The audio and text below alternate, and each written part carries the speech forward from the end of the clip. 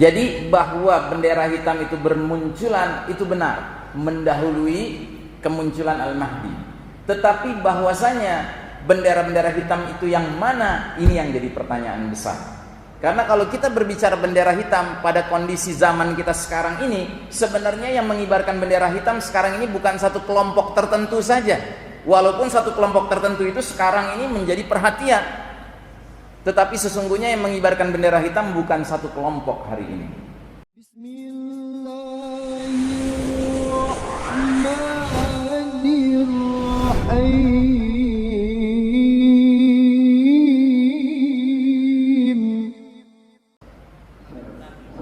Ya. Waalaikumsalam. Saya pernah baca ciri-ciri pribadi atau akhir zaman wafatnya seorang raja Saudi dan perselisihan hingga pangeran Saudi. Ya. Nah, terus saya mau tanya lagi yang kedua, kemunculan turunnya Ya'juj dan Ma'juj apakah bersamaan dengan turunnya Isa Al-Masih dan kemunculan Dajjal? Ya. Baik. Pertanyaan pertama, memang benar ada hadis yang mengisyaratkan bahwa ada 3 putra khalifah yang berebut. Setelah wafatnya si khalifah ini terjadi kekacauan. Kekacauan itu terkait karena 3 putra khalifah ini berebut. Tapi apa makna yang nantinya benar-benar akan terjadi, kita akan lihat ya. Yang jelas sekarang memang kondisi di kerajaan Arab Saudi ya, tampak-tampaknya bisa terjadi masalah ini kalau Salman menemui kematiannya. Karena Salman telah melakukan hal yang keluar dari tradisi yang biasa. Dia sudah mengangkat putra mahkota yang dari generasi di bawah dia, padahal masih ada adiknya 2 orang. Cuma karena sudah gaek-gaek, sudah tua-tua banget begitu ya, dia berijtihad memilih putra mahkota dari generasi di bawah dia. Anaknya Raja Abdullah yang dulu, sama anak satu lagi saya tidak tahu anaknya siapa. Nah ini potensial bisa menimbulkan masalah. Itu satu. Terus yang kedua, Ya'juj wa Ma'juj itu kemunculannya setelah Dajjal terbunuh ya. Kemudian Isa alaihissalam memimpin dunia ini ya. Terus kemudian datang kabar dari Allah Ta'ala, wahyu dari Allah, bahwa Allah sudah melepas hamba-hambanya, dalam hal ini Ya'juj wa Ma'juj, keluar dari tempat mereka tadinya disumbat oleh dinding yang dibuat oleh Zulkarnain. Nah itu adalah peristiwa-peristiwa yang sudah agak di akhir-akhir ya. Di akhir-akhir setelah perang-perang ini selesai, dan kaum muslimin tidak bisa memerangi Ya'juj wa Ma'juj. Kenapa? Karena jumlahnya fantastis. Kata Nabi, perbandingan muslim dengan Ya'juj wa Ma'juj 1:1000. Jadi tidak mungkin kaum muslimin memerangi mereka. Di samping Nabi Muhammad SAW sendiri sudah mengatakan bahwa yang paling akhir berperang itu berperang melawan Dajjal. Nah ini kan hadis ini, la tazalu ta'ifatun min ummati yuqatiluna 'alal haqqi zahirina ila man nawa'ahum hatta yuqatila akhiruhumul masih ad-dajjal. Akan selalu ada sekelompok dari umatku yang berperang di atas kebenaran. Mereka akan menang terhadap siapapun yang menentang mereka, sampai yang terakhir dari mereka memerangi Al-Masihud Dajjal. Jadi perang umat Islam itu terakhir itu membunuh Dajjal dan kaum Yahudi yang dipimpin oleh Dajjal. Sesudah itu dunia ini akan mengalami kedamaian. Isa alaihissalam akan menyebarkan Islam, dan Isa alaihissalam akan memaksa orang-orang yang kafir, ahli kitab, Yahudi Nasrani untuk masuk Islam. Kalau tidak mau dibunuh sama Isa alaihissalam.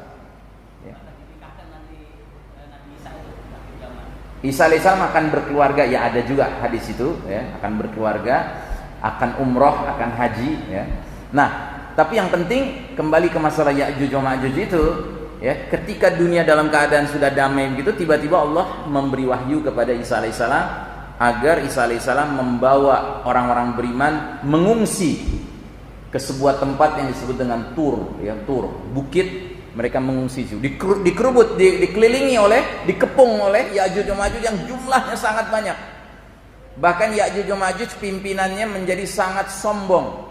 Dia bilang, kita sudah berhasil mengalahkan ahlul ard, penghuni bumi. Mari kita perangi penghuni langit, ahlus sama. Rame-rame dia perintahkan anak buahnya mengarahkan panahnya ke langit. Lepas anak panahnya, balik-balik berdarah-darah itu ujung anak panahnya. Allah ingin membuat Ya'juj wa Ma'juj menjadi lebih sombong dengan hal itu. Ya. Nah, lalu bagaimana Allah memenangkan kaum muslimin atau membebaskan kaum muslimin dari kepungan Ya'juj Ma'juj? Isa alaihissalam akan mengajak orang-orang beriman bersamanya untuk memohon pertolongan Allah, doa.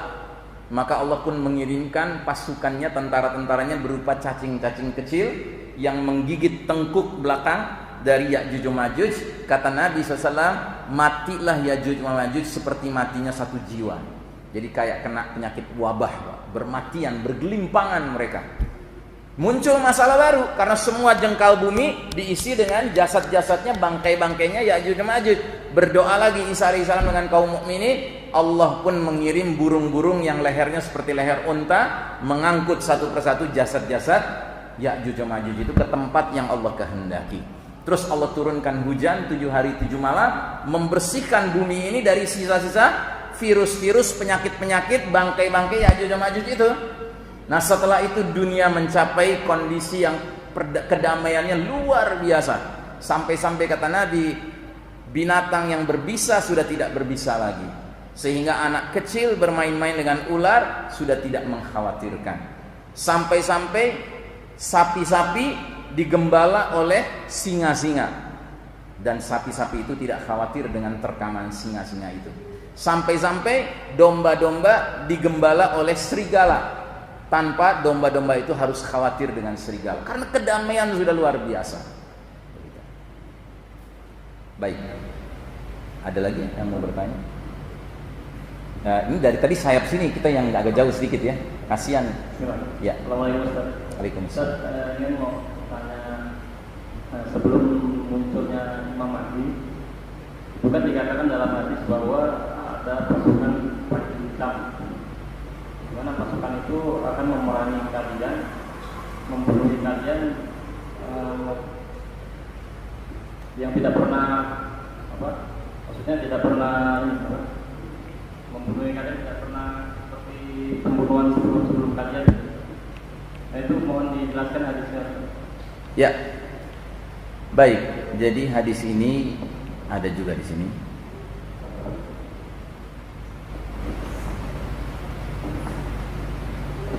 Diriwayatkan oleh Sauban radhiyallahu anhu, kata Rasulullah sallallahu alaihi wasallam, "Idza ra'aitumur rayatas sudi kharajat min qibali Khurasan fa'tuha walau habban fa inna fiha khalifatallahi al-mahdi." Ya. Bila kalian sudah melihat panji-panji hitam telah tiba dari Khurasan, maka datangilah panji-panji itu meski dengan merangkak, karena di sana ada khalifatullah al-mahdi. Nah, pemahaman tentang hadis ini terkait erat dengan sequence. Sequence itu artinya tertibnya. Jadi bahwa bendera hitam itu bermunculan itu benar, mendahului kemunculan Al-Mahdi. Tetapi bahwasanya bendera-bendera hitam itu yang mana, ini yang jadi pertanyaan besar. Karena kalau kita berbicara bendera hitam pada kondisi zaman kita sekarang ini, sebenarnya yang mengibarkan bendera hitam sekarang ini bukan satu kelompok tertentu saja. Walaupun satu kelompok tertentu itu sekarang ini menjadi perhatian, tetapi sesungguhnya yang mengibarkan bendera hitam bukan satu kelompok hari ini. Di Syam dan Irak ada lebih dari satu yang mengibarkan bendera hitam. Di Yaman ada yang mengibarkan bendera hitam. Di Afghanistan ada yang mengibarkan bendera hitam. Di Somalia ada yang mengibarkan bendera hitam. Di Maroko ada yang mengibarkan bendera hitam. Jadi bendera hitam ini hari ini lebih dari satu kelompok. Yang mana? Wallahu a'lam bishawab. Kita tentu bersangka baik kepada Allah Ta'ala, kemunculan Al-Mahdi akan menjadi perajut dari segenap bendera-bendera itu. Itu yang kita harapkan tentunya. Ya. Wallahu a'lam bishawab. Ya. Nah, memang hadis yang tadi itu hadisnya diiringi dengan periwayat hadisnya mengatakan mereka akan memerangi dengan satu peperangan yang belum pernah dikenal sebelumnya. Tapi kemudian kata periwayat hadisnya, aku lupa, aku tidak hafal sisanya. Nah, begitu dikatakan oleh periwayat hadisnya, sehingga dia menjadi sedikit sulit untuk kita bisa tafsirkan lebih jauh. Wallahu a'lam bishawab.